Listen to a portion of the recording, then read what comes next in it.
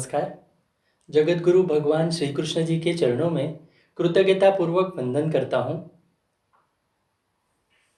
सनातन संस्था एवं हिंदू जनजागृति समिति की ओर से मैं कार्तिक सालुंके आप सभी का इस धर्म संवाद के विशेष कार्यक्रम में हार्दिक स्वागत करता हूँ। बंधुओं, धर्म के अनुसार मनुष्य जन्म का उद्देश्य ईश्वर प्राप्ति है। इसलिए जन्म से लेकर मृत्यु तक प्रत्येक प्रसंग में ईश्वर के निकट कैसे पहुंचेंगे, इसलिए आवश्यक साधना हमारे धर्मशास्त्र में बताई गई है। जन्म से लेकर विवाह तक जीवन का एक चक्र पूर्ण होता है। उसी प्रकार का चक्र संतान के जन्म से लेकर उसके विवाह तक का चलता है और पीढ़ी दर पीढ़ी इसी प्रकार से चलता रहता है। ईश्वर के निकट पहुंचने हेतु गर्भधारण से विवाह तक के काल में जीवन के प्रमुख 16 प्रसंगों में कौन से संस्कार करने चाहिए, इसका ज्ञान हमारे 16 संस्कार द्वारा मिलता है। आगे चलकर इन संस्कारों के कारण उपासना उत्तम होने लगती है और आज इन 16 संस्कारों के संदर्भ में हम जानकर लेने वाले हैं। इस महत्वपूर्ण विषय पर जानकारी देने हेतु हमारे साथ उपस्थित हैं हिंदू जनजागृति समिति के राष्ट्रीय मार्गदर्शक सद्गुरु डॉक्टर चारुदत्त पिंगले जी। नमस्कार सद्गुरु डॉक्टर पिंगले जी। नमस्कार।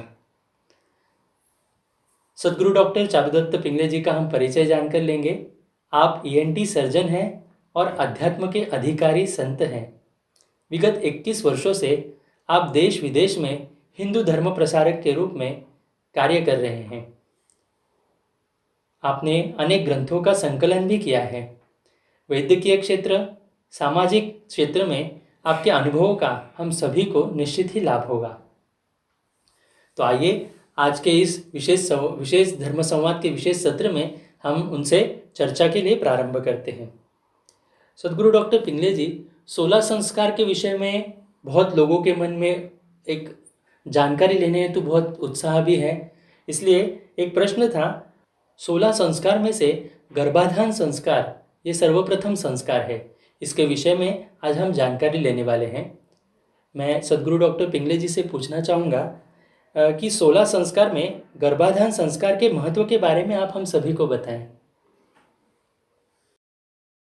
सर्वप्रथम हम गर्भाधान जो संस्कार है उसका उद्देश्य समझ कर लेते हैं।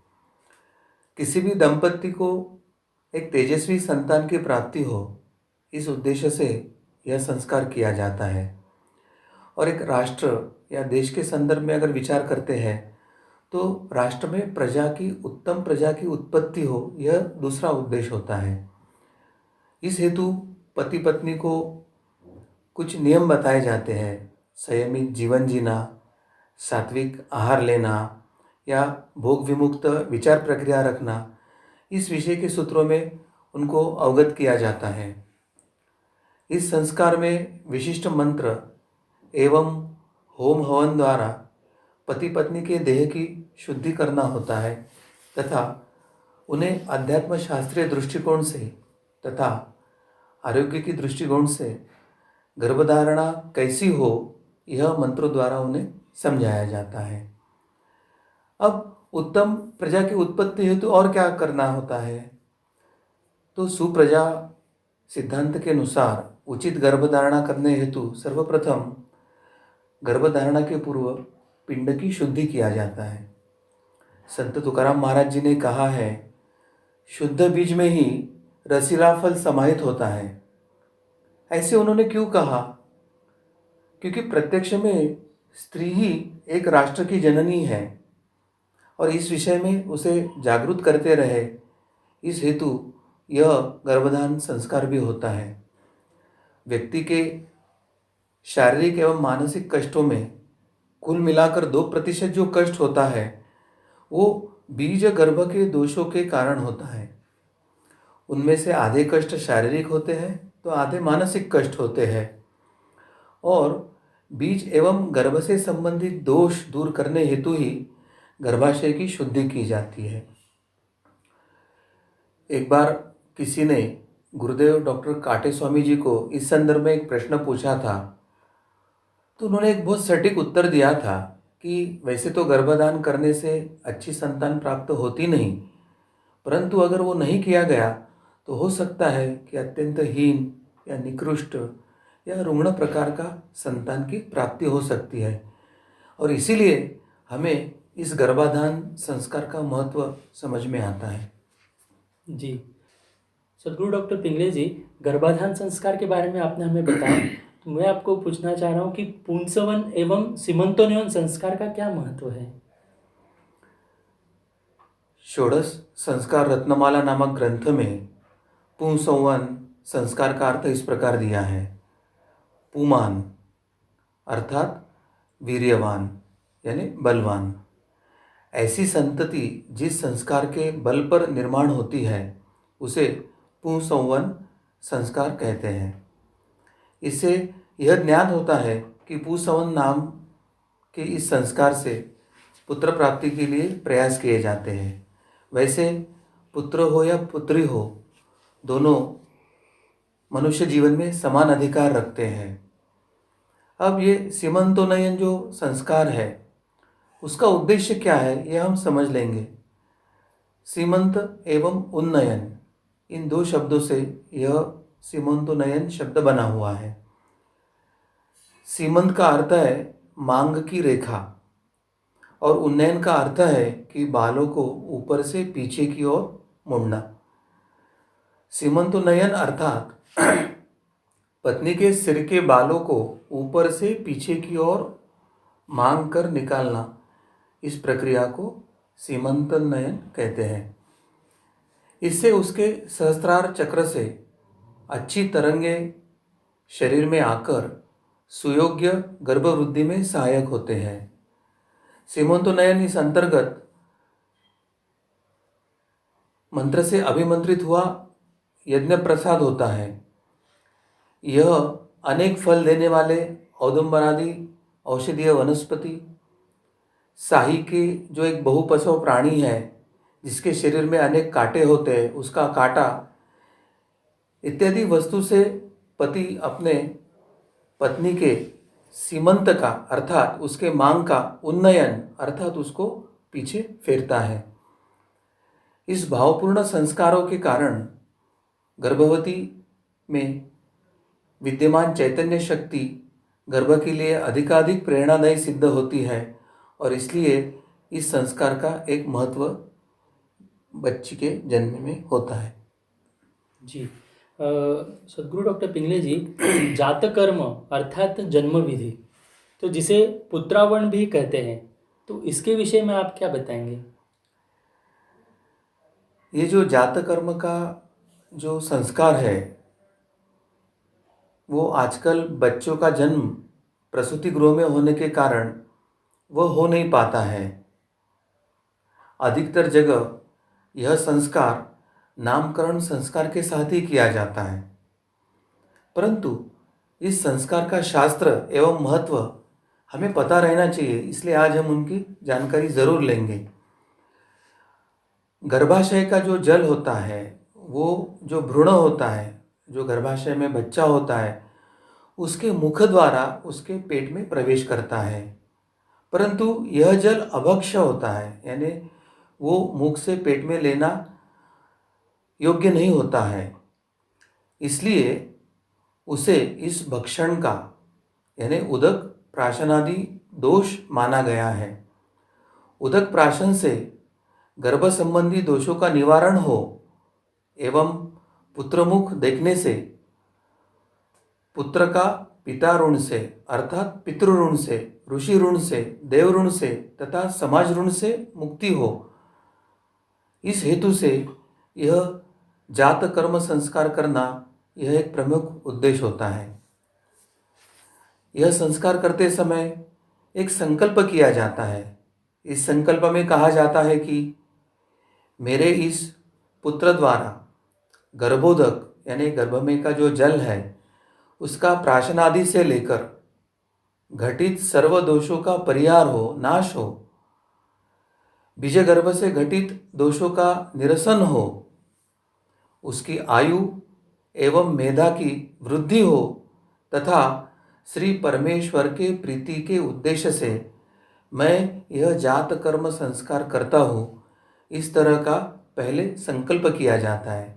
उसमें कहा जाता है कि हे प्रिय पुत्र, मैं तुम्हें मधु यानी शहद तथा घृत यानी घी प्रथम पिलाता हूँ।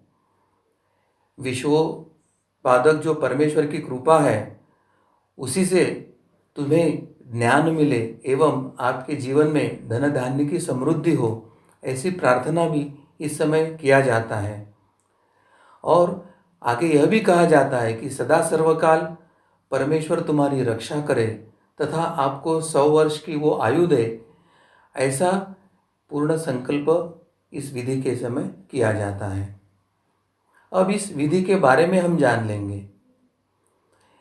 इस विधि में मधु एवं घी, चंदन घिसने का जो पत्थर होता है उसमें रखकर उसमें प्रथम सोने को घिसते हैं, और यह जो मिश्रण होता है वह सर्वप्रथम शिशु को चम्मच से चटाया जाता है।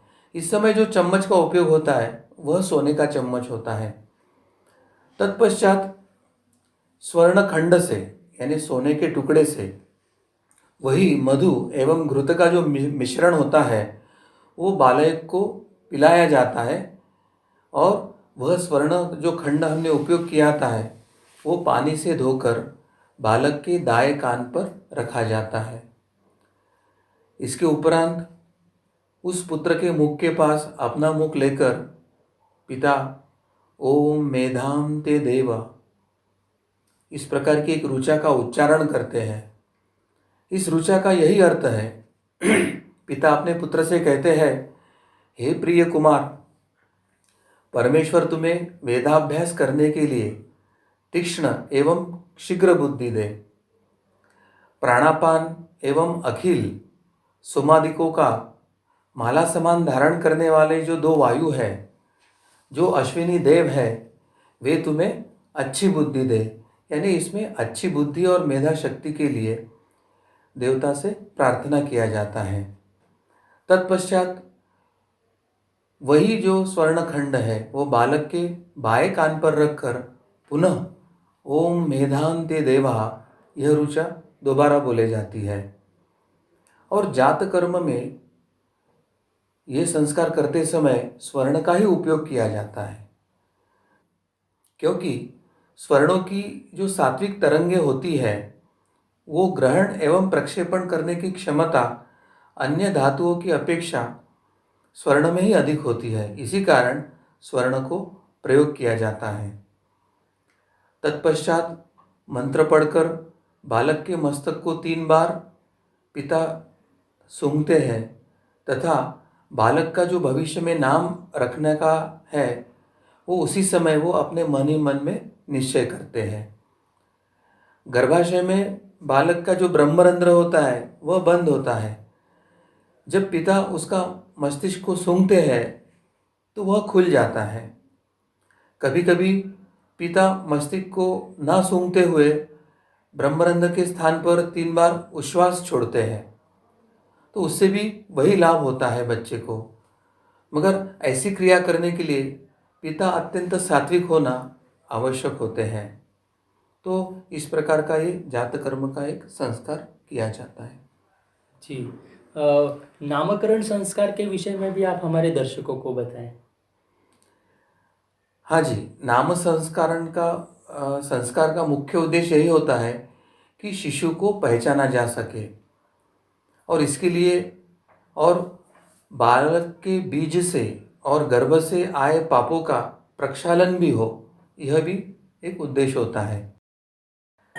इस संस्कार में बालक के आयु वृद्धि के लिए तथा उसके सर्व व्यवहार सिद्ध होने के लिए भी यह संस्कार आवश्यक होता है।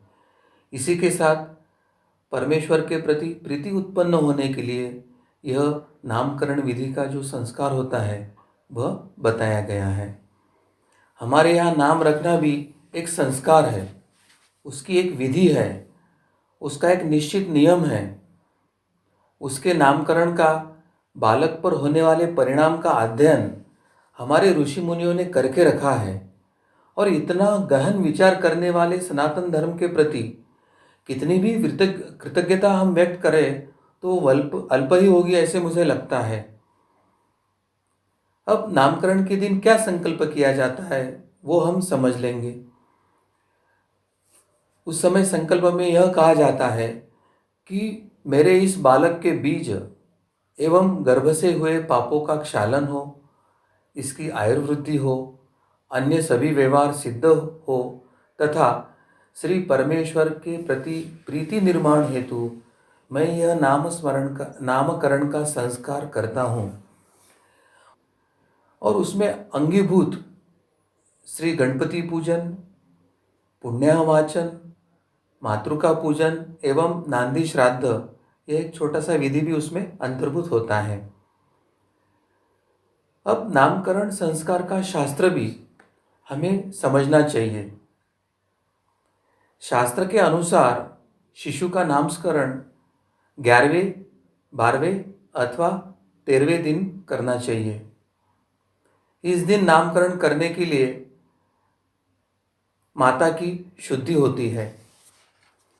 नामकरण करते समय एक कांस्य पत्र में चावल रखकर उस पर शिशु का नाम लिखा जाता है। अब नाम संस्कार की जो विविध पद्धतियाँ हैं या विविध रूढ़ियाँ हैं वह हम समझ कर लेते हैं। लड़के का जो नामकरण है वो 12वें दिन तथा लड़की का जो है वो 11वें दिन में करने की अनेक जगह एक रूढ़ी और परंपरा स्थापित हुई है। किसी किसी कुल में जन्म के पश्चात 40 दिनों के बाद नामकरण करने की एक प्रथा है। शिशु के नामकरण के दिन माता द्वारा कुल देवता की पूजा एवं प्रार्थना कर नामकरण करने की भी एक प्रथा है। जन्मदिन से 12वें अथवा 13वें दिन पालकारोहण विधि करते हैं। उस समय पालकारोहण यानी शिशु को पालने में डालना, यह विधि एक महत्वपूर्ण होती है। तो इस तरह से ये नामकरण की विधि की एक संक्षेप में। जी सदगुरु डॉक्टर पिंगले जी, आपने 16 संस्कार में से आप हर संस्कार का अध्यात्म शास्त्र क्या है ये हम सभी को बता रहे हैं। मैं सभी दर्शकों को बताना चाहूँगा कि आप ये जानकारी आप स्वयं भी देख सकते हैं और आपके जो मित्र हैं उनको भी आप सभी को बता सकते हैं। मैं इसके आगे में बढ़ना चाहूँगा। मैं एक प्रश्न आपसे पूछना चाहूँगा सदगुरु डॉक्टर पिंगले जी कि नामकरण संस्कार के बारे में आपने बताया, तो नाम रखते समय कौन सी बातों का ध्यान हमें रखना चाहिए? नाम रखते समय कुछ महत्वपूर्ण बातों का हमें ध्यान रखना बहुत आवश्यक है, क्योंकि देवताओं के जो नाम है वो देवताओं के रूप में जो विद्यमान स्पंदने हैं उससे वो निश्चित मेल खाते हैं, किंतु मानव के विषय में ऐसा नहीं होता है। मानव का नाम उसके रूप के स्पंदनों से मेल खाए, इसके लिए उसके लिए आवश्यक जो है वैसे नाम का चयन करना आवश्यक है, ऐसे हमें शास्त्र ने बताया है।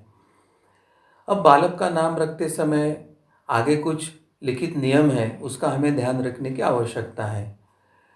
अब नाम का जो प्रथम अक्षर होता है या जो घोष मृदुवर्ण अर्थात ककरादि पंचवर्ग के आरंभ के 2 वर्ण छोड़कर बाकी के ग घ य नहीं होना चाहिए। ज झ य ये 19 वर्णों में से ही हो ऐसा हमें देखना चाहिए। ककरादि जो पंचवर्ग के प्रथम 2 वर्ण हैं अर्थात क ख च छ, इस श्रृंखला के जो है ये वर्ण पृथ्वी तत्व प्रधान होते हैं या आप तत्व प्रधान होते हैं तथा त्रिगुण में से तमोगुण प्रधान होते हैं। इसलिए नाम के जो प्रथम अक्षर हो वो इसमें से ना हो, ऐसे हमें सावधानी बरतनी होगी। नाम का जो अंत अक्षर है वो दीर्घ अथवा विसर्ग युक्त हो। इस नियम के 2 कारण हैं। एक यानी ह्रस्व अक्षर शक्ति प्रधान तथा दीर्घ अथवा विसर्ग युक्त जो अक्षर है वह शिव प्रधान होता है। अब दूसरा इसका कारण है कि मनुष्य जन्म का जो ध्येय है, आध्यात्मिक उद्देश्य है, वह शिव तत्व से एकरूप होना है। इसलिए इस तरह के अक्षर का हम चयन करना आवश्यक होता है। अब कितने अक्षर का नाम हो, इस संदर्भ में शास्त्र क्या बताता है? तो बालक का नाम 2 अथवा 4 अक्षरों का हो। उदाहरण के तौर पर देखें तो भद्र, देव, देवदत्त, भव, शंभुनाथ, रामेश्वर आदि आदि। और बालिका का नाम जो है वो विषम अक्षर संख्या का हो, अच्छा, अर्थात 3, 5 या 7 अक्षरों का हो सकता है। अब ये शास्त्र क्या है, सम क्या है और विषम क्या है? तो विषम संख्या के जो अक्षर होते हैं वो शक्ति प्रदान होते हैं और सम संख्या के जो अक्षर इत्यादि जो है वो शिव प्रधान होते हैं। अब स्त्री के नाम का जो आद्याक्षर है वह द्वित्व नहीं होना चाहिए। द्वित्व का अर्थ है समान 2 अक्षरों का जोड़ना, जैसे गुब्बारा, बच्चा, यानी उसमें गुब्बारा में जो ब है या बच्चे में का जो च है वो समान अक्षर एक साथ आए हैं। अब इसका मुख्य कारण क्या है कि स्त्रियां शक्ति प्रदान होती है और आद्याक्षर का जो द्वित्व होता है वो पुरुष प्रधान होता है। इसलिए आद्याक्षर का जो द्वित्व है वो होने पर स्त्री पर अनिष्ट परिणाम होने की संभावना उत्पन्न हो जाती है और इसलिए वह टालना चाहिए। यदि हमें बच्चे की कीर्ति हो ऐसी इच्छा रखते हैं तो बच्चों का जो नाम है वो 2 अक्षरों का रखना चाहिए। ब्रह्मवर्चस्व, अध्ययन तथा आचार की समृद्धि की इच्छा अगर है तो हमें बच्चों का नाम 4 अक्षरों का रहना चाहिए। 4 अक्षर ये 4 पुरुषार्थ के प्रतीक है, धर्म, अर्थ, काम एवं मोक्ष के प्रतीक है।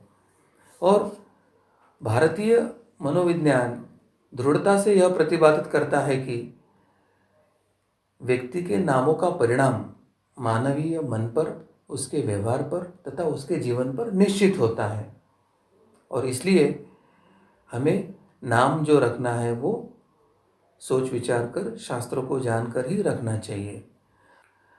अभी जो आप स्क्रीन पर देख रहे हैं यह मनुस्मृति का एक श्लोक है। इस श्लोक का यही अर्थ है। इसमें कहा गया है कि अपने गुण कर्म के अनुसार पुत्र का नाम रखें। पुत्र का नाम रखते समय ब्राह्मण के लिए मंगलवाचक अर्थ से नाम रखें।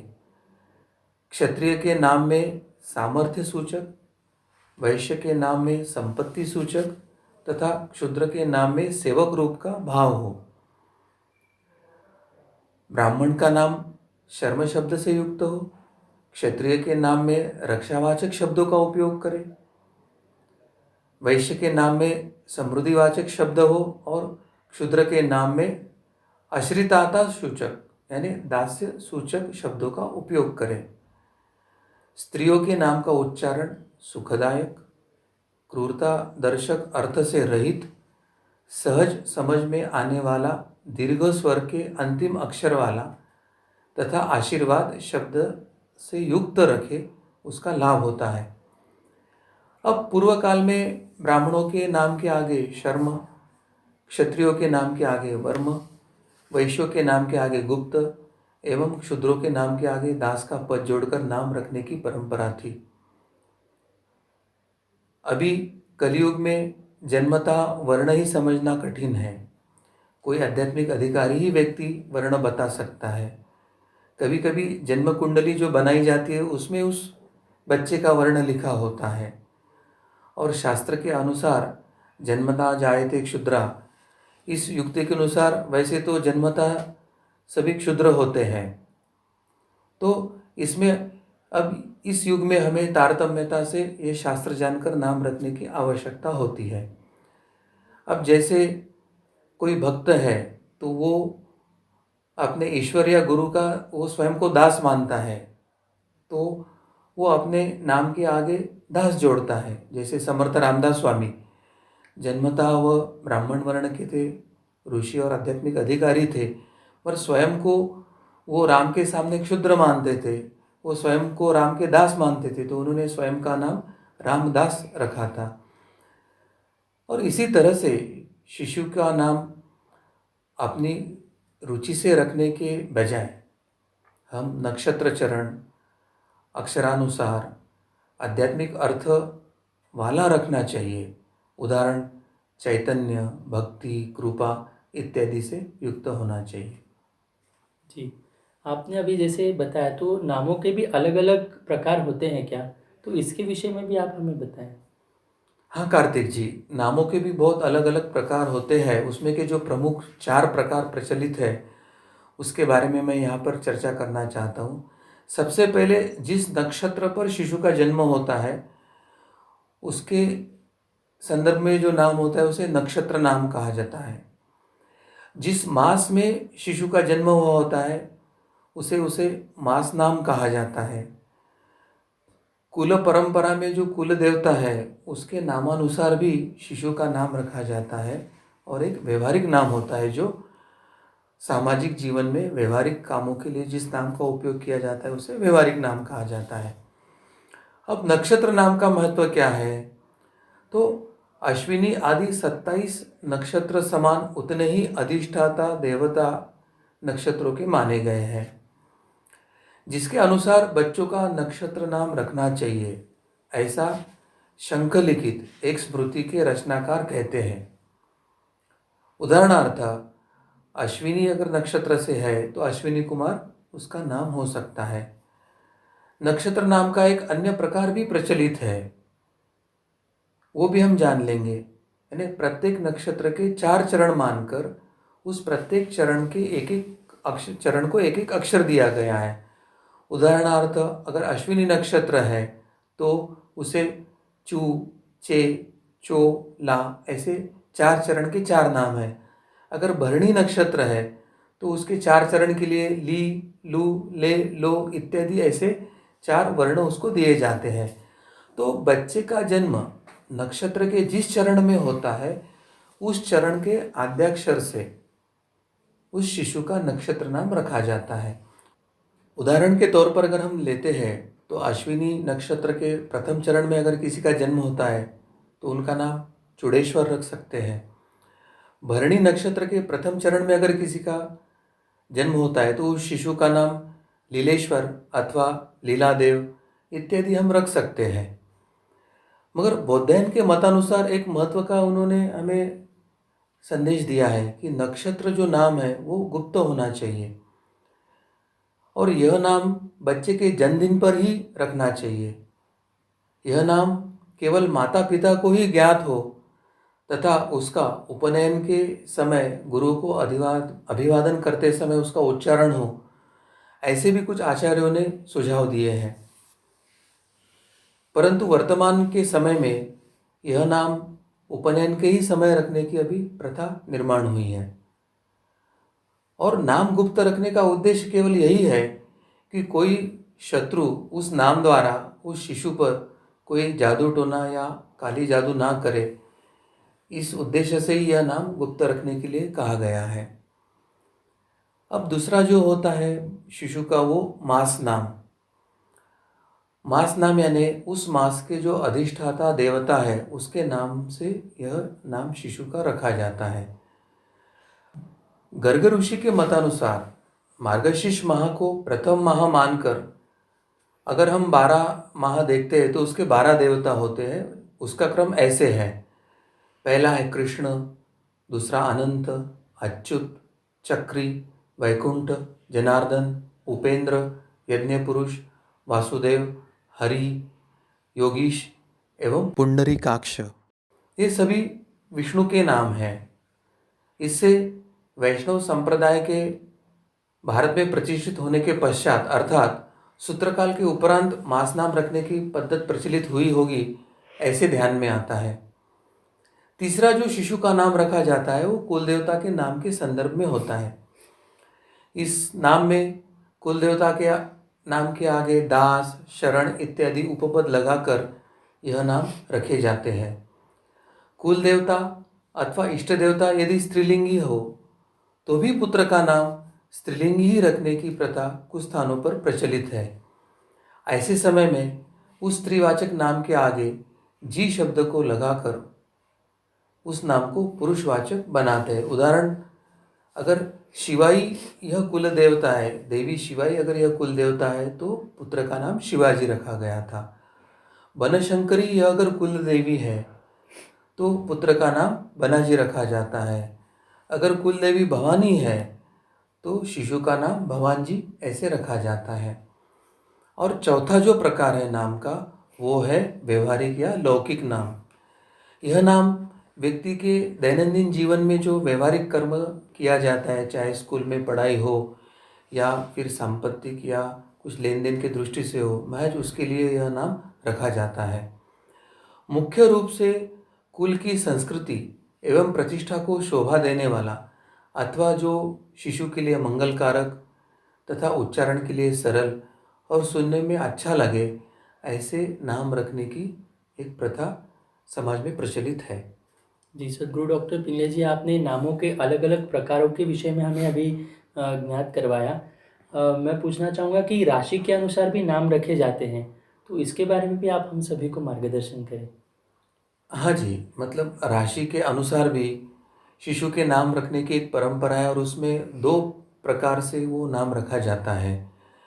पहला तो है कि चंद्र राशि के अनुसार एक नामकरण की पद्धति, यानी समझो शिशु के जन्म के समय चंद्र जिस राशि में होता है उसके अनुसार नाम का पहला अक्षर रखा जाता है, उसे चंद्र राशि के अनुसार नामकरण कहा जाता है। उदाहरण के तौर पर अगर जन्म के समय चंद्र वृषभ राशि में हो तो नाम का पहला जो अक्षर होता है वह ब एवं अथवा उ होता है, जैसे ब्रिजेश है, वसंत है, उमेश है इत्यादि। और दूसरी जो पद्धति है वो सूर्य राशि के अनुसार नाम रखा जाता है। उदाहरण के तौर पर अगर यदि बालक का जन्म 12 मार्च को हुआ है तो उसकी सूर्य राशि मीन होती है और उस समय चंद्र राशि वृषभ भी हो सकती है। तो अभी हम नाम के विषय में अन्य कुछ प्रकार भी समझ कर लेंगे। एक प्रकार का नाम होता है जिसे कुत्सित नाम अथवा तुच्छता दर्शक नाम भी कहा जाता है। यानी किसी माता पिता के बच्चे अगर जीवित ना रहते हो तो जन्म लेने वाले बच्चों को कोई तुच्छता दर्शक अगर नाम रखे तो वो जीवन बच जाएगा, इस उद्देश्य से ऐसी एक लौकिक प्रथा शुरू हो गई। और फिर ये तुच्छता दर्शक नाम के उदाहरण क्या है, तो पप्पी, बुद्धू, बुद्धूराम, घिराऊ इत्यादि प्रकार के ये तुच्छता दर्शक नाम रखे जाते हैं।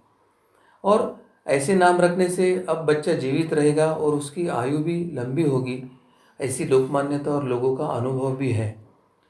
किंतु हमें इसका शास्त्र समझ कर लेने चाहिए।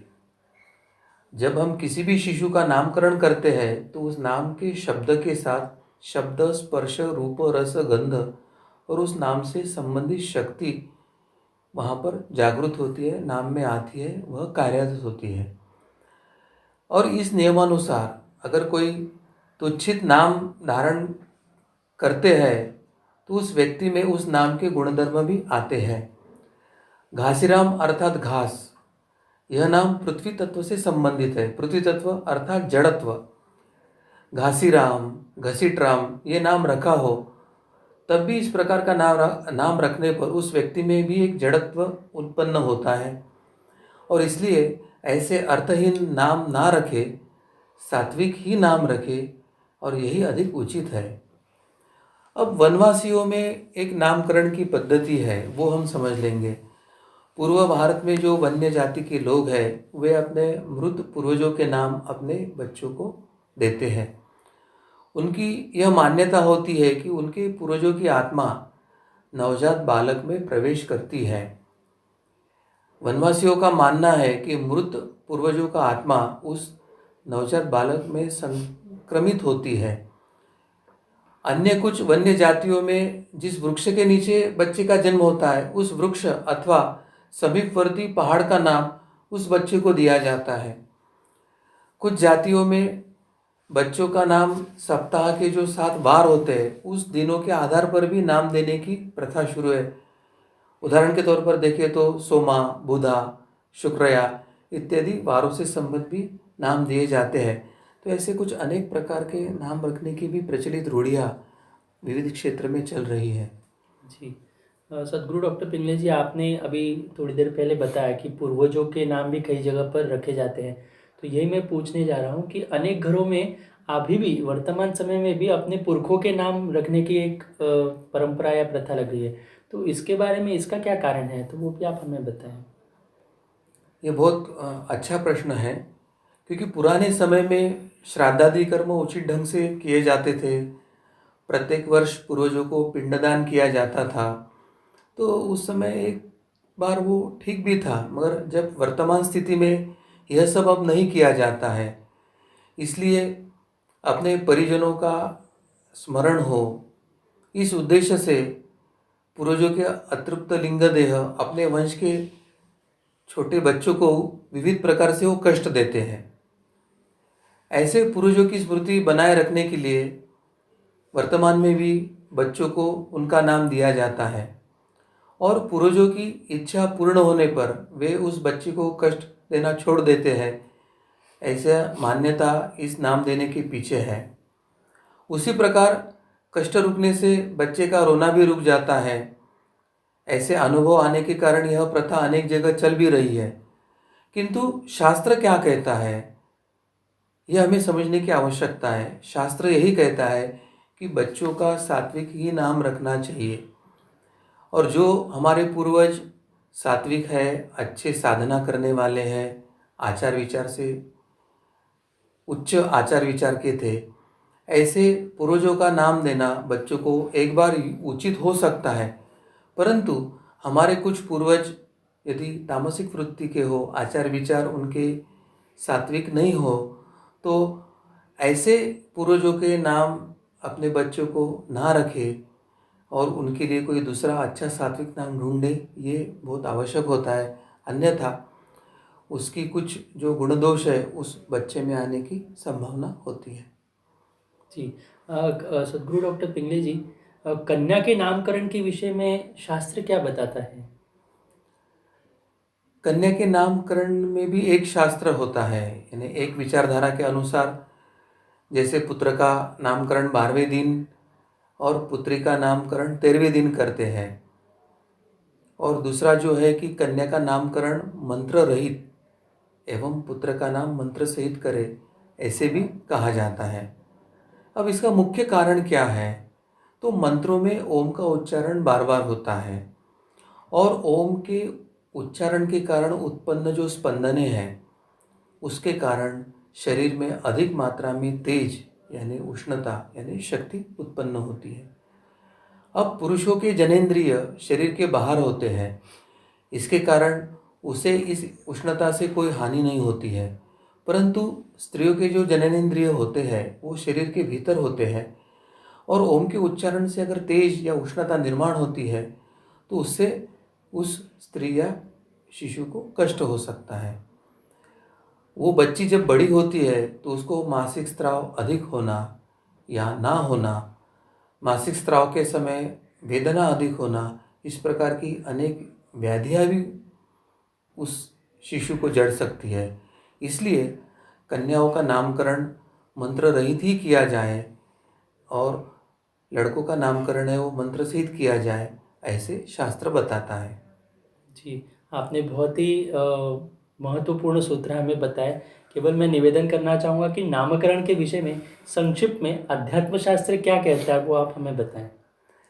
नामकरण के पीछे का अध्यात्म शास्त्र भी हम जरूर जान लेंगे।